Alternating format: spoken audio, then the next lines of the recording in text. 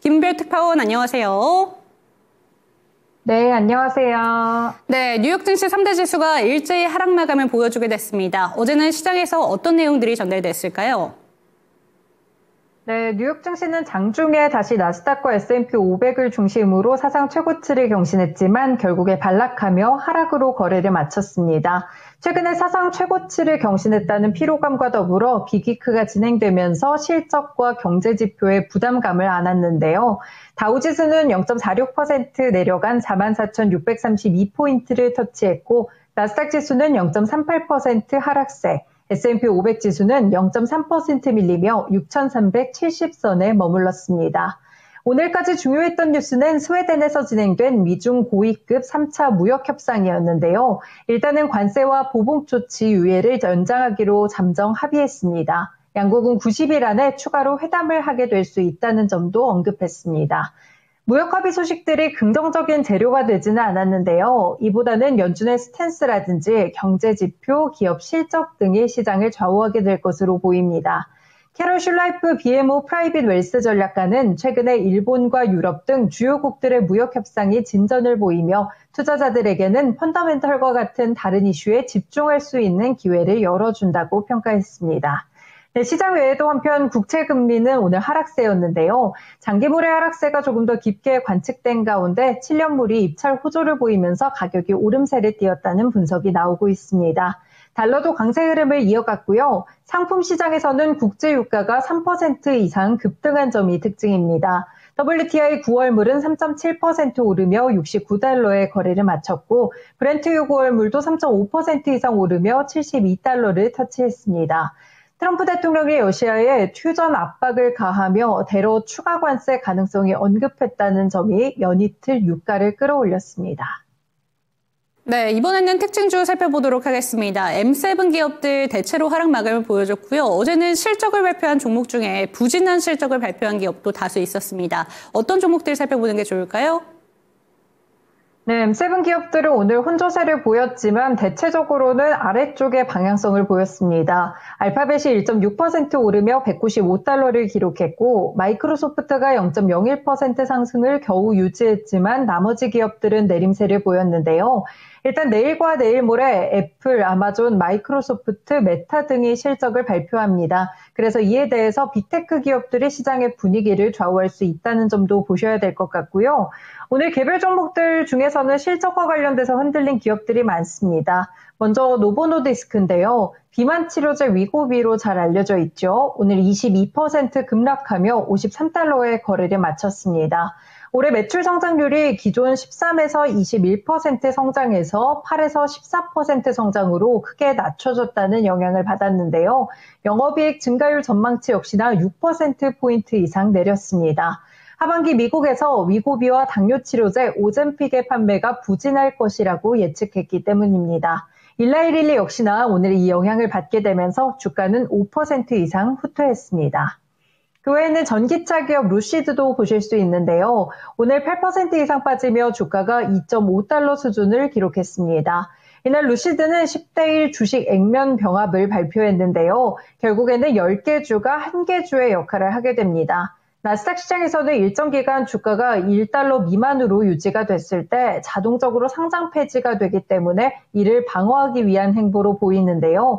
액면 병합은 결국 유통 주식 수를 10분의 1로 감소시킵니다. 그래서 주가에 대한 하방 압력으로 작용하고 이에 따라서 오늘장 큰 폭의 내림세가 관측된 것입니다.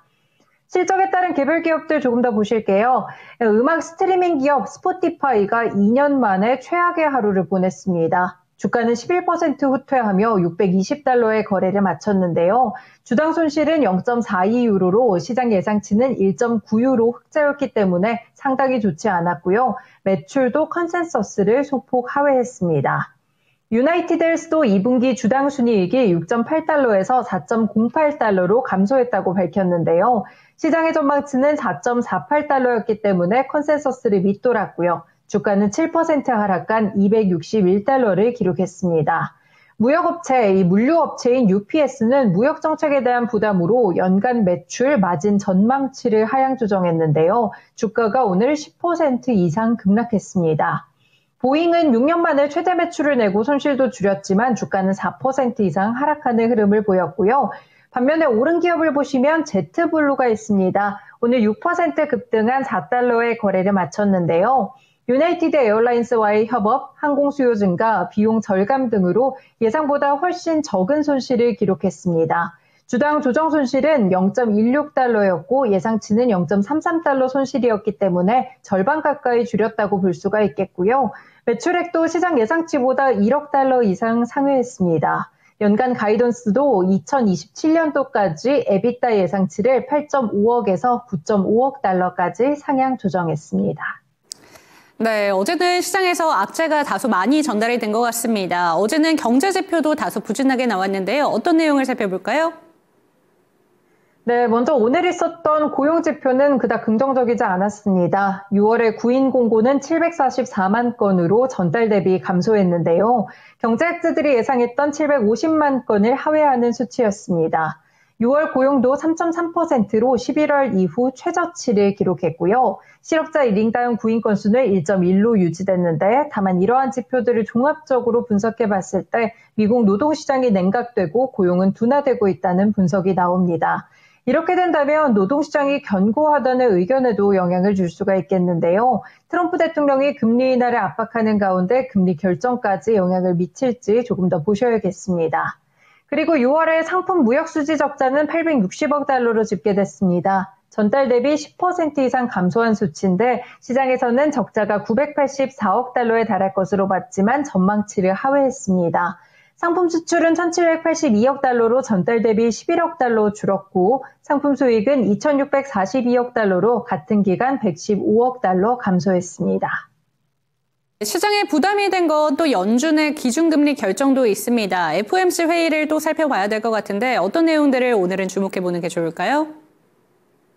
네, 오늘부터 FOMC 회의에 돌입을 했죠. 지금 이번 FOMC에서는 기준금리가 동결될 전망이 우세하게 반영되고 있습니다. 현재 패드워치에서 가능성을 97% 이상으로 보고 있는데요. 이보다 중요한 것이 앞으로의 연준 행보가 되겠습니다. 마찬가지로 패드워치에 따르면 9월의 금리 인하 가능성이 66% 절반을 넘는 수준으로 반영하고 있습니다. 이번 회의에서 위원들이 어떤 의견을 낼지 그리고 파월 의장은 이후 기자회견에서 어떤 발언을 하게 될지 주목해 보시면 되겠습니다.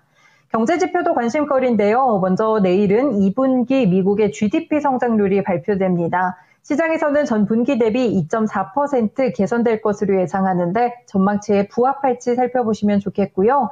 고용지표 가운데서는 ADP 민간고용 보고서가 예정되어 있습니다. 트럼프 행정부에서 관세로 인한 영향이 어떻게 반영되고 있는지 확인할 수 있겠습니다.